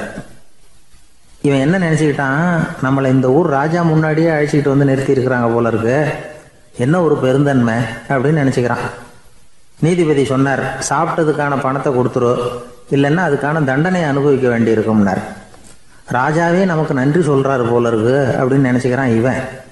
என் மகிழ்ச்சிக்கு எல்லையே இல்லைங்க அப்படின்னா. அவர் பார்த்தார், இவனுக்கு தண்டனை கொடுக்க வேண்டியது தான் அப்படின்னு முடிவு பண்ணார். உடனே தீர்ப்பு எழுதினார். இவனை கழுதையில் பின்புறமாக உட்கார வைங்க, இவன் ஒரு மோசடிக்காரன் அப்படின்னு ஒரு போர்டு எழுதி அவன் கழுத்தில் மாட்டுங்க, அப்புறம் அந்த கழுதையை ஊர் பூரா விரட்டுங்க அப்படின்னார். இவனுக்கு தான் மொழி புரியலையே, ஏதோ நடக்குது அப்படிங்கிறது மட்டும் புரியுது. எல்லாரும் சேர்ந்து இவனை ஒரு கழுதை மேலே உட்கார வச்சாங்க. ஓஹோ, நம்மளை பாராட்டி ஒரு ஊர்வலம் நடத்துகிறாங்க போல இருக்கு அப்படின்னு நினச்சிக்கிறான் இவன். எல்லாரும் சத்தம் போட்டுக்கிட்டே கையை தட்டிக்கிட்டு கழுதை பின்னாடி ஓடி வர்றாங்க. இவனுக்கு ரொம்ப உற்சாகமாக இருக்குது. எல்லாருக்கும் கை கூப்பி வணக்கம் சொல்லிக்கிட்டே போகிறான். கூட்டத்தில் திடீர்னு ஒரு தெரிஞ்ச முகம் தெரியுது. அவனுடைய தேசத்தை சேர்ந்த ஒரு ஆள் அவன். அவனை பார்த்ததும் இவனுக்கு ரொம்ப உற்சாகம். நம்ம ஊருக்கு போனதும் இங்கே நமக்கு கிடைச்ச மரியாதையெல்லாம் உண்மைதான்னு சொல்கிறதுக்கு ஒரு சாட்சியும் கிடைச்சிட்டுது அப்படின்னு நினச்சிக்கிறான். அவனை பார்த்து கத்தனான், நல்லா பார்த்துக்க, இந்த ஊர் மக்கள் எனக்கு எப்படிப்பட்ட வரவேற்பு கொடுக்குறாங்கங்கிறத நல்லா கவனிச்சுக்கோ அப்படிங்கிறான். அவனுக்கு அவமானமாக போட்டுது. தலையை குனிஞ்சுக்கிட்டே நழுவி போயிட்டான். இவன் பார்த்தான், அவன் தலை தெரியல. ஆகா, அவனுக்கு நம்ம மேலே பொறாமை போல இருக்கு, அதனால தான் காணாமல் போயிட்டான் அப்படின்னு நினச்சிக்கிறான். இப்படி ஒரு வேடிக்கை கதையை பெரியவங்க சொல்கிறது உண்டு. கதை வேடிக்கையாக இருந்தாலும் இதில் உள்ள கருத்து என்ன தெரியுமா? அந்த கழுதை மேலே உட்காந்துருக்கிறானே, அது மாதிரி தான் நாமளும் அகங்காரங்கிற கழுதை மேலே உட்காந்துக்கிட்டு இருக்கோமா. நாமளும் கிட்டத்தட்ட அதே மாதிரி பிரம்மையில் தான் இருக்கிறோமா. என்ன நடக்குதுங்கிறதே புரியறதில்லை. அகங்காரத்தில் பேசுகிறவனுக்கும் சித்த சுவாதீனம் இல்லாமல் பேசுகிறவனுக்கும் அதிக வித்தியாசம் இருக்கிறதில்ல. அது மாதிரி ஒருத்தன் தன்னுடைய வீட்டை சுற்றி சேற்றை வாரி இறைச்சிக்கிட்டு இருந்தானா. அந்த வழியாக வந்த ஒரு பெரியவர் அதை பார்த்துருக்கார். என்னப்பா பண்ணிகிட்டு இருக்கிற அப்படின்னு கேட்டாரான். கழுதைகளை விரட்டிக்கிட்டு இருக்கிறேன் அப்படின்னானா. இங்கே கழுதைகளே காணுமே அப்படின்னாரான் அவர். அதுதான் ஏற்கனவே விரட்டி விட்டனே அப்படின்னானா இவன். ஆஃபீஸை முடிஞ்சு வீட்டுக்கு போகிற சமயத்தில் ஒருத்தர் கடைக்கு போய் ஸ்வீட் வாங்கினார். சரி, வீட்டுக்கு பிள்ளைங்களுக்கு தான் வாங்கிட்டு போகிறார் அப்படின்னு மற்றவங்க நினச்சாங்க. அவர் அப்படி செய்யலை. அந்த இடத்துலையே பொட்டலத்தை பிரித்தார். திருட மாதிரி அப்படியே சுற்றி ஒரு தரம் பார்த்துக்கிட்டார். யாரும் தெரிஞ்சவங்க இல்லைங்கிறத முடிவு பண்ணிவிட்டு அவசரமாக அதை அப்படியே போட்டு முழுங்கிவிட்டு கையை தொடச்சிக்கிட்டு நல்ல பிள்ளை மாதிரி நடந்து போக ஆரம்பிச்சிட்டார். அவர் யாருன்னா, அவரோட பிரச்சனை எல்லாருக்கும் தெரியாது, சில பேருக்கு தான் தெரியும். அதாவது அவர் உடம்பில் சர்க்கரை இருக்குதுன்னு டாக்டர் சொல்லிவிட்டாராம். அதனால் வீட்டில் சர்க்கரையே இவர் கண்ணில் காட்டுறதில்ல. அதனால் இவர் யார் கண்ணிலையும் படாமல் இப்படிப்பட்ட வேலைகள்லாம் செய்கிறது வழக்கம். யாருக்கும் தெரியாமல் இப்படி ஸ்வீட்டை வாங்கி சாப்பிட்டுட்டு அவர் பாட்டுக்கு போயிடுறது. இப்படிப்பட்டவங்களுக்கெல்லாம் கொஞ்சம் ஆறுதலான தகவல் இன்றைக்கி. அது என்னென்னா, நாம் சாப்பிட்ற சர்க்கரைக்கும் நம்ம உடம்பில் உள்ள சில கோளாறுகளுக்கும் அப்படி என்ன தான் சம்மந்தம் இருக்குது. இதை பற்றி சமீபத்தில் சில ஆராய்ச்சிகள்லாம் நடந்திருக்குது. ஏன்னா சர்க்கரைன்னாவே விஷம் மாதிரி அதை பார்க்குறவங்களும் சில பேர் உண்டு. சின்ன பிள்ளைங்களுக்கு வயத்தில் பூச்சி உண்டாகிறதுலேருந்து பெரியவங்களுக்கு நீரிழிவு வர்ற வரைக்கும் எல்லாத்துக்கும் சர்க்கரை தான் காரணம்னு சொல்லிகிட்டு இருக்கிறோம். ஆனால் அந்த அளவுக்கு பயப்பட வேண்டிய அவசியம் இல்லை அப்படின்னு சொல்கிறாங்க. சர்க்கரை வியாதி, இருதய நோய், பித்த நீர்ப்பை நோய், இதெல்லாம் சில நோய்கள்லாம் நாம் சாப்பிட்ற சர்க்கரைக்கும் தொடர்பு இருக்குன்னு நினைக்கிறோம். ஆனால் அப்படி சம்பந்தம் உண்டுங்கிறதுக்கு போதுமான அளவுக்கு ஆதாரம் இல்லை அப்படிங்கிறாங்க ஆராய்ச்சியாளர்கள். ஒரே ஒரு சம்பந்தம் தான் உறுதியாக இருக்குதான். அதுவும் இந்த பல் சிதைவு அப்படின்னு இருக்கு இல்லையா, அந்த சர்க்கரை சாப்பிட்றதுக்கும் இந்த பல் சிதைவுக்கும் சம்பந்தம் இருக்குது அப்படிங்கிறத மட்டும் உறுதியாக சொல்கிறாங்க. சர்க்கரைன்னா நாம் சாப்பிட்ற ஜீனி மட்டும் இல்லை, பழம், காய்கறி, பால், தேன் இப்படி எல்லாத்துலேயும் அது இருக்குது. கேரட்டு கொடுக்குற சத்தில் 88% சர்க்கரை, ஆப்பிள் கொடுக்குற சக்தியில் 95% சர்க்கரை. இது ஜீனி சர்க்கரை, இது ஆப்பிள் சர்க்கரை அப்படிங்கிற வித்தியாசம்லாம் உடம்புக்கு கிடையாது. ரெண்டுமே உடனடியாக சக்தி கொடுக்குது. ஒரு ஸ்பூன் சர்க்கரையில் 16 கலோரி தான் சத்து இருக்குது. அதிகமாக சர்க்கரை சாப்பிட்டா நீரிழிவு வந்துருங்கிறது தப்பான ஒரு அபிப்பிராயம். டயபெட்டிஸுங்கிறது ஒரு மெட்டபாலிக் டிசார்டர், அவ்வளவுதான். அதாவது நாம் சாப்பிட்ற சர்க்கரையை நம்ம உடம்பு திறமையாக உபயோகப்படுத்திக்க முடியல அப்படின்னு அர்த்தம். அதனால தான் அதிகமாக இனிப்பு வேணாம்னு சொல்கிறோம். ஏற்கனவே உடம்பால் முடியாத ஒன்றை மறுபடியும் அது தலையில் சுமத்தி அதிகமாக வேலை வாங்க வேணாமே அப்படிங்கிறதுக்காக தான். ஆகாரத்தில் அதிகமாக சர்க்கரை இருந்தால் அதனால் உடனே சர்க்கரை வியாதி வந்துடும்ங்கிறதுக்கு விஞ்ஞான ரீதியாக போதுமான ஆதாரம் இல்லை. அதனால் எப்போவாவது அதிகமாக ஸ்வீட்டு சாப்பிட்டுட்டா ஐயோ அதிகமாக சாப்பிட்டோமோ என்ன பண்ண போகுது தெரியலையே அப்படின்னு நினச்சி மனசை போட்டு குழப்பிக்க வேண்டியதில்லை. பொதுவாக எதுவுமே அதிகமாக வேண்டாம், எல்லாம் சீராக இருந்தால் போதும். நீரிழிவுங்கிறது புதுசாக வந்துட்ட ஒரு நோய் இல்லை, ரொம்ப காலமாகவே இருக்கிற ஒன்று தான். நம்ம முன்னோர்கள் இதை மதுமேகம் அப்படின்னு சொல்லுவாங்க. அதை கட்டுப்படுத்துறதுக்கு அவங்களே சில வழிமுறையை சொல்லி வச்சுருக்கிறாங்க. அது என்னென்னா வேறு ஒன்றும் இல்லை, இந்த பாவக்காய், முள்ளங்கி, அருகம்புல், அவ்வளவுதான். வெள்ளை முள்ளங்கி இருக்குல்ல, அதை வாரத்துக்கு 3 நாள் சாப்பிட்டுக்கிட்டு வாங்க. நூலுக்கோல் ரொம்ப நல்லது. இல்லைன்னா முள்ளங்கி சாறு 1 ounce சாப்பிட்டுட்டு வரலாம். ரத்தத்தில் சேர்கிற சர்க்கரை அளவு இதெல்லாம் கட்டுப்படுத்துது. சிறுநீரில் காணப்படுகிற சர்க்கரை அளவையும் சமநிலைப்படுத்துது. தினமும் ஆகாரத்தில் கோதுமை, கேழ்வரகு, வெந்தயம், கருவேப்பிலை, சோயாபீன்ஸ் எது கிடைக்குதோ சேர்த்துக்கலாம். இப்படிலாம் செஞ்சுக்கிட்டு வந்தால் அப்புறம் வீட்டுக்கு தெரியாமல் கடையில் போய் நின்றுக்கிட்டு ஸ்வீட் வாங்கி திருட்டுத்தனமாக சாப்பிட வேண்டிய அவசியமே உங்களுக்கு வராது. 2 ஆசாமிகள் கடற்கரையில் உட்காந்து சாவகாசமாக பேசிக்கிட்டு இருந்தாங்களாம். ஒருத்தர் சொன்னார், இன்னொருத்தருக்கு தெரியாமல் ஸ்வீட்டு சாப்பிட்றதே எப்பவும் இடைஞ்சல் தான் சார். நேற்றுக்கு பாருங்கள் அப்படி தான் சாப்பிட்டுக்கிட்டு இருந்தேன், வீட்டுக்காரி கண்ணில் போட்டுவிட்டுது, அதுக்கப்புறம் ஒரே ரகலையாக போச்சு அப்படின்னாரா. எனக்கு கூட அப்படி தான் சார் ஆகிட்டுது, ஒரே ரகலை அப்படின்னாரா இன்னொருத்தர். நீங்கள் சாப்பிட்டதும் உங்கள் வீட்டுக்காரங்க கண்ணில் போட்டுவிட்டுதா சார் அப்படின்னு கேட்டிருக்காரு இவர். அதுக்கு அவர் சொன்னாராம், அப்படி இல்லை சார், கடைக்காரர் கண்ணில் போட்டுவிட்டுதோ, நான் அவருக்கு தெரியாமல் அந்த ஸ்வீட்டை அவர் கடையிலேருந்து எடுத்திருந்தேன் அப்படின்னு விளக்கம் கொடுத்தாராம் இந்த ஆள். ஒரே ஒரு ஊரில் ஒரு பாதிரியார் இருந்தார். ரொம்ப நாள் சந்தோஷமாக வாழ்ந்தார். ஒரு நாள் அவர் மடத்து சமையல் அறையில் பாத்திரங்களை கழுவி துலக்கி சுத்தப்படுத்திக்கிட்டு இருந்தார். அந்த சமயத்தில் ஒரு தேவ தூதன் அவர் முன்னாடி நின்னான். இவர் நிமிர்ந்து பார்த்தார். ஆண்டவர் என்னை உங்ககிட்ட அனுப்பியிருக்கிறார், பரலோகத்தில் வாசம் செய்யறதுக்கு உங்களுக்கு நேரம் வந்துட்டுது அப்படின்னு அந்த ஆள். ஆண்டவருக்கு என்னோட ஞாபகம் வந்ததுக்கு நன்றி. ஆனாலும் இப்போ இங்கே நீயே பாரு, எவ்வளவு பாண்டங்கள் பாக்கி இருக்கு, இவ்வளவையும் நான் சுத்தப்படுத்த வேண்டியிருக்கு. நான் நன்றி கெட்டவனாக இருக்க விரும்பலை. இந்த பணியை முடிக்கிற வரைக்கும் என்னுடைய பரலோக வாழ்வை தள்ளி வைக்க முடியுமா, நீ என்ன நினைக்கிற அப்படின்னு கேட்டார். தேவதூதன் தனக்கே உரிய விவேகத்தோட அன்போட பாதிரியாரை பார்த்தான். சரி, என்ன செய்யலாம்ங்கிறத அப்புறம் சொல்கிறேன் அப்படின்னு சொல்லிவிட்டு புறப்பட்டு போயிட்டான். ஒரு நாள் அந்த பாதிரியார் தோட்டத்தில் உள்ள களைகளை எல்லாம் ஒரு களை கொத்தியால் கொத்தி களை எடுத்துக்கிட்டு இருக்கிறார். அந்த சமயத்தில் இந்த தேவதூதன் மறுபடியும் அவர் முன்னாடி நிற்கிறான். பாதிரியார் பார்த்தார். இதை பாரு, இந்த தோட்டம் பூராவும் எவ்வளவு களை மண்டி கிடக்கு, பரலோகம் கொஞ்ச காலம் எனக்காக பொறுத்திருக்கலாம்னு நீ நினைக்கிறியா அப்படின்னு கேட்டார். தேவதூதன் சிரிச்சுக்கிட்டே மறுபடியும் மறைஞ்சிட்டான். மறுபடியும் அவர் களை எடுக்கிறது, தானிய களஞ்சியத்துக்கு வர்ணம் பூசுறது, இப்படிப்பட்ட வேலைகளில் ஈடுபட்டிருக்கார். இன்னொரு நாள் ஒரு மருத்துவமனையில் நோயாளிகளை கவனிச்சுக்கிட்டு ரொம்ப தீவிரமாக இருக்கிறார் அந்த பாதிரியார். ஒரு நோயாளியோட தாகத்துக்கு தண்ணீர் கொடுத்துட்டு நிமிர்ந்து பார்க்குறப்போ தேவதூதன் மறுபடியும் அவர் முன்னாடி வந்து நிற்கிறான்.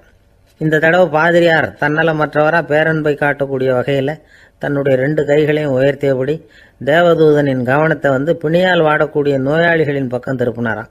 தேவதூதன் ஒன்றும் சொல்லலை, மறைஞ்சிட்டான். அன்னைக்கு சாயந்தரம் பாதிரியார் வந்து மடத்தில் உள்ள தன்னுடைய அறைக்கு போய் இளைப்பாறினார். யோசிச்சு பார்த்தார். தேவதூதனையும் தேவதூதனின் விருப்பத்தையும் பல நாள் தள்ளி போட்டு வந்ததையும் அவர் ரொம்ப நினச்சி பார்த்தார். திடீர்னு தான் வந்து முதுமை அடைகிறதையும் சோர்வு அடைகிறதையும் உணர்ந்தார். ஆண்டவரை நினைச்சார். ஆண்டவரே, உம்முடைய தூதனை மறுபடியும் என்கிட்ட அனுப்புனா நான் சந்திக்கிறதுக்கு ஆவலாக இருக்கேன் அப்படின்னு சொல்கிறப்பவே தேவதூதன் பக்கத்தில் வந்து நின்னான். பாதிரியார் நிமிர்ந்து பார்த்தார். நீ இப்போவே என்னை அழைச்சிக்கிட்டு போக விரும்பினா நான் பரலோகத்துக்கு வர்றதுக்கு தயாராக இருக்கேன்னார். தேவதூதன் அந்த பாதிரியாரை அன்போடவும் விவேகத்தோடவும் பார்த்து, நீங்கள் வந்து என் கூட பரலோகத்துக்கு வர்ற தயாராக இருக்கிறதா சொல்கிறீங்க, ஆனால் நீங்கள் இதுவரைக்கும் வேற எங்கே இருந்ததா நினைக்கிறீங்க அப்படின்னானு.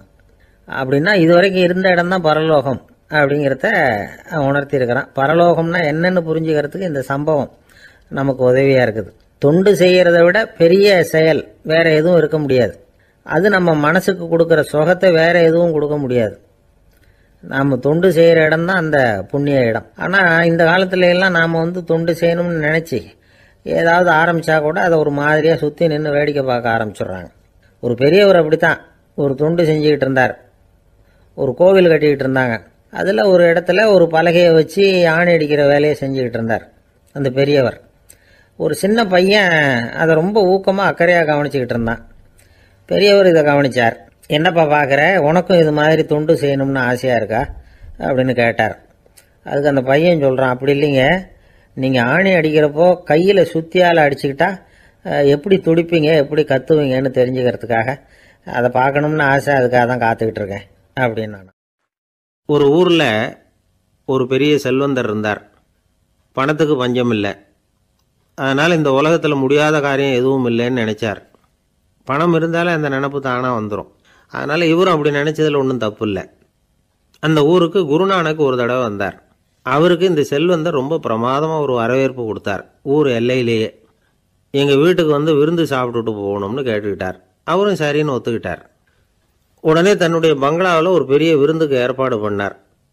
குருநானக்கை அழைச்சிட்டு வீட்டுக்கு போனார். உட்கார வச்சார். ஐயா, நான் இந்த ஊர்லேயே ரொம்ப பெரிய வசதி உள்ளவன். என்னால் எல்லாம் முடியும். உங்களுக்காக நான் என்ன செய்யணும்னு சொல்லுங்கள். எதுவாக இருந்தாலும் பரவாயில்ல, எவ்வளவு செலவானாலும் பரவாயில்ல, என்னால் செய்ய முடியும். என்ன செய்யணும்னு சொல்லுங்கள், அது போதும், நான் செய்கிறேன் அப்படின்னு நான் ரொம்ப பணிவா. இதை கேட்டதும் குருநானக் சிந்திச்சார் கொஞ்ச நேரம். அதுக்கப்புறம் தன்னோட சட்டை பைக்குள்ளே கையை விட்டு ஒரு பழைய ஊசி ஒன்று எடுத்தார். அந்த செல்வந்தர்கிட்ட கொடுத்தார். இதை பாருங்கள், இவ்வளவு தூரம் நீங்கள் கேட்கறதுனால சொல்கிறேன். எனக்கு நீங்கள் செய்ய வேண்டிய உதவி இதுதான்னார். ஊசியை கையில் வாங்கிக்கிட்டு இதை என்ன செய்யணும்னு சொல்லுங்க அப்படின்னார் அவர். நீங்கள் செய்ய வேண்டியது என்னென்னா, இந்த ஊசியை பத்திரமா வச்சிருக்கணும். நாம் 2 பேரும் இறந்து போனதுக்கு பின்னாடி இன்னொரு உலகத்தில் நாம் சந்திக்கக்கூடிய வாய்ப்பு இருக்குது. அப்போ இந்த ஊசியை என்கிட்ட கொண்டாந்து கொடுக்கணும். இதுதான் நீங்கள் எனக்காக செய்ய வேண்டிய உதவி அப்படின்னார் குருநானக் லேசாக சிரிச்சுக்கிட்டே. இதை கேட்ட உடனே இந்த பெரியவர் முழிக்க ஆரம்பிச்சிட்டார். அது எப்படிங்க, நான் சாகிறப்ப எப்படி இந்த ஊசியை எடுத்துக்கிட்டு இன்னொரு உலகத்துக்கு வர முடியும்னார்.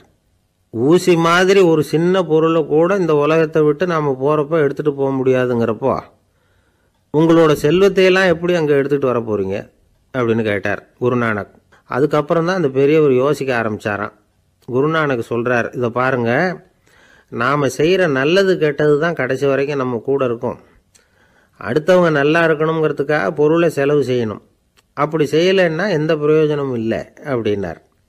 அதுக்கப்புறம் தான் அந்த செல்வந்தரின் அறிவு கண் திறந்து தான். உடனே குருநானக்கை வணங்கினார். ஐயா, என்கிட்ட இருந்த ஆணவம் போயிட்டுது. இனிமேல் என்கிட்ட இருக்கிற செல்வத்தை நல்ல வழியில் செலவழிப்பேன் அப்படின்னாராம். நம்மக்கிட்ட இருக்கிற பணம் எப்பவும் நம்ம கூடவே வந்துக்கிட்டு இருக்காதுங்கிறதுக்கு இது ஒரு உதாரணம். அதுக்காக நாம் பணம் சேர்க்கறத பற்றி கவலைப்பட வேண்டியதில்லை, பேசாமல் படுத்து தூங்கிக்கிட்டு இருந்தால் போதும் அப்படின்னு இதுக்கு அர்த்தம் பண்ணிக்கக்கூடாது. முறையான வழியில் பணம் சேர்க்கணும், அதை முறையான வழியில் செலவு பண்ணணும். அதனால் ஏற்படக்கூடிய மன நிறைவு இருக்குது பாருங்கள், அது அனுபவித்தவங்களுக்கு தான் தெரியும். சொர்க்கத்துக்கு போகிறவங்க இங்கேருந்து பணத்தை எடுத்துகிட்டு போக முடியாது. ஆனால் நம்ம செல்வத்தை இங்கே மற்றவங்களுக்கு பயன்பட செய்து அதனால் ஏற்படுற புண்ணியம் இருக்குது பாருங்கள், அதை எடுத்துகிட்டு போக முடியுமா. இதுதான் ஆன்மீகவாதிகள்லாம் சொல்கிற கருத்து. ஜான் நியூட்டன் ஒருத்தர், அவர் சொன்னார், நான் எப்போவாவது சொர்க்கத்துக்கு போய் சேர்ந்தேன்னா அங்கே 3 அதிசயங்களை பார்ப்பேன்னார். என்னன்னு கேட்டாங்க. நான் யார் யார் இருக்க மாட்டாங்கன்னு நினச்சிக்கிட்டு இருந்தேனோ அவங்களில் சில பேர் அங்கே இருப்பாங்க, அது ஒரு பெரிய அதிசயம்னார். சரி, அடுத்தது என்ன? 2வது அதிசயம் என்னன்னா, அங்கே இருப்பாங்கன்னு நான் எதிர்பார்த்த சில பேர் அங்கே